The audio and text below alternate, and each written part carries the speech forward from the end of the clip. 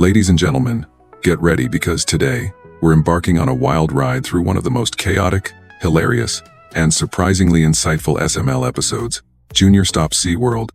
Buckle up because this is going to be a journey you won't want to miss. The scene opens with Junior and the boys brainstorming what to do today. Enter Joseph, our ever-reliable dumpster diver, who somehow, by the grace of cartoon logic, finds 3 SeaWorld tickets in the trash. Now, I know what you're thinking, what could possibly go wrong? Everything. Absolutely everything. Cody, the eternal voice of reason, throws a wrench into their plans by bringing up Blackfish, the documentary that exposed SeaWorld's unethical treatment of orcas.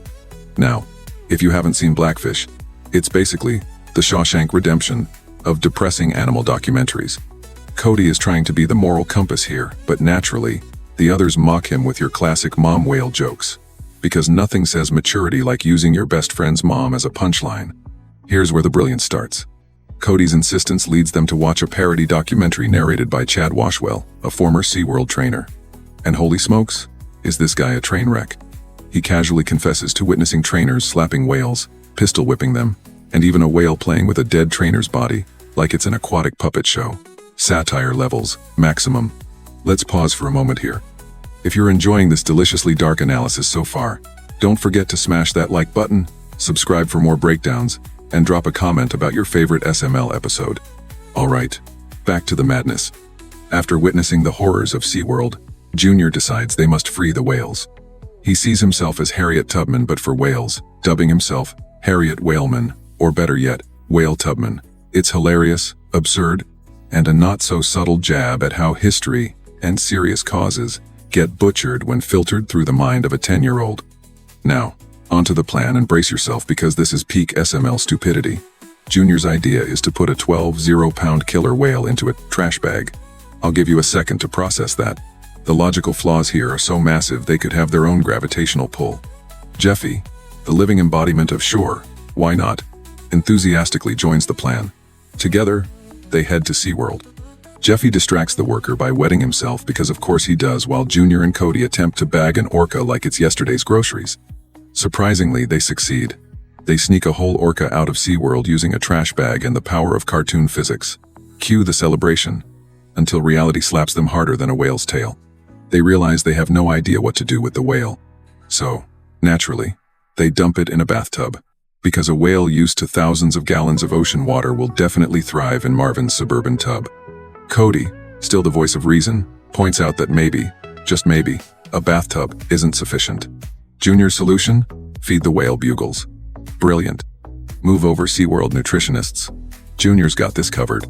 Enter the police. A hilarious interrogation follows where Junior tries to convince the officer that the killer whale is actually his dementia-ridden grandma with huge hips. Folks, I haven't laughed this hard since watching Dumb and Dumber for the first time. But alas, justice prevails. They get arrested, hauled into a courtroom presided over by Judge Boo. The boys plead their case, arguing they only kidnapped the whale because they felt bad after watching Blackfish. Their moral compass is in the right place, but their methods are, let's say, questionable at best. The judge sentences them not to jail, but to return the whale and attend a Learn Not to Steal class. Honestly, the real sentence should have been a biology class because none of them understand basic animal care. Finally, we end on a bittersweet note. Junior and the boys bid a tearful farewell to the whale, admitting their failure. They wanted to do good, but good intentions alone don't equal good outcomes, especially when those intentions involve trash bags and bathtubs. Now, let's dissect the characters. Junior, the chaotic dreamer. His heart is somehow in the right place, but his head is orbiting Pluto. He represents the impulsiveness of activism without planning. Cody, the voice of conscience. Always trying to be logical but drowned out by louder, dumber voices. A tragic hero in a comedy.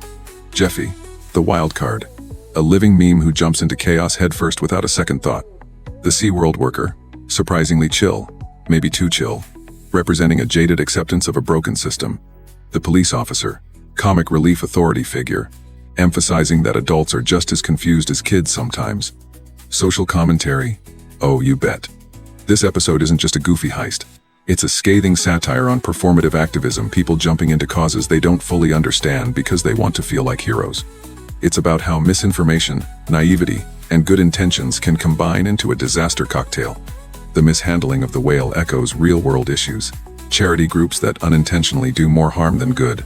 Social media activism that lacks real-world strategy. And the dangers of acting first and thinking later. And let's not miss the commentary on institutions like SeaWorld. Through absurd humor, the episode paints a picture of how profit often outweighs morality when it comes to treating animals as entertainment commodities. In the end, Junior Stop SeaWorld is more than just an SML episode. It's a biting, hilarious, and surprisingly deep exploration of activism, morality, and good old-fashioned stupidity. Thanks for sticking with me through this deep dive.